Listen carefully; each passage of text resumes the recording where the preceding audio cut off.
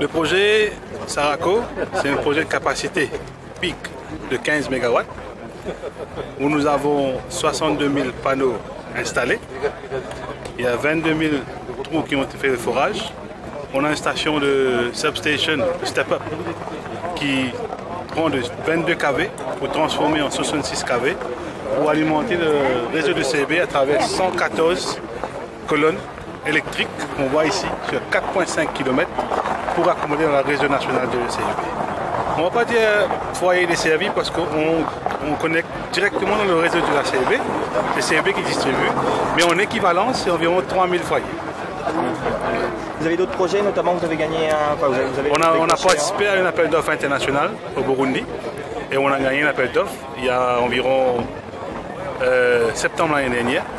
On a commencé une négociation et on est en procédé de signer le contrat au Burundi. Et pour Madagascar? Madagascar, les négociations sont dans la phase finale aussi. Ce sont des projets de maximum de 100 MW. Quel était l'investissement nécessaire pour le projet ici à Burundi? 1,2 million de roupies. Un peu de milliard de roupies. On a la capacité financière, on a la capacité technique, on a les ressources, on a déjà fait un projet, on est dans le métier. Oui, on a d'autres projets qu'on espère faire l'application très bientôt. Et parce que nous, l'avantage que nous avons, on peut mettre l'énergie solaire très vite et connecter au réseau très vite. Nous sommes déjà expertise dedans maintenant. On connaît tous les critiques que le projet a reçues. Maintenant, qu'est-ce que vous avez votre opinion sur ça? Non, nous, on aime les critiques. On apprend de nos critiques et on essaie de faire mieux, mais on ne tient rien à cœur. On n'a rien à cœur. On est professionnel dans l'énergie, on produit l'énergie verte. There's no moral issues with this project. So, critiquer, tout le monde peut critiquer. Tout le monde critique. C'est de l'être humain, quoi. J'ai parlé du partenariat avec Tauber Solar de l'Allemagne. Pourquoi elle consiste cette partenariat? Tauber Solar existe depuis l'année 2000 et Tauber Solar a des projets déjà en Portugal et en Espagne. Tauber Solar est venu à Maurice, le CEO était venu seulement pour les vacances. Et puis nous avons rencontré ici à Saraco. C'est là où, bien sûr, tous les éléments sont là. Le soleil, le climat, le business, la façon de faire du business. Et là, on est entrés ensemble. Tauber Solar est à 15% dans la compagnie, ça représente à 85%.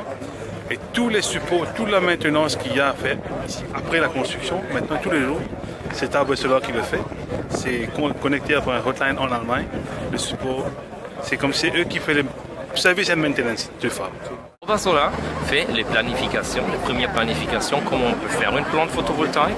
Et une fois qu'on a aussi pris tous les faits du lieu, on va faire une planification finale qui peut être bien et peut assurer aussi une longue durance, une bonne performance de la plante photovoltaïque. C'est-à-dire on choisit les onduleurs, on choisit les modules, on choisit les structures, on choisit aussi les matériaux, les câbles, jusqu'au point de la connexion au réseau.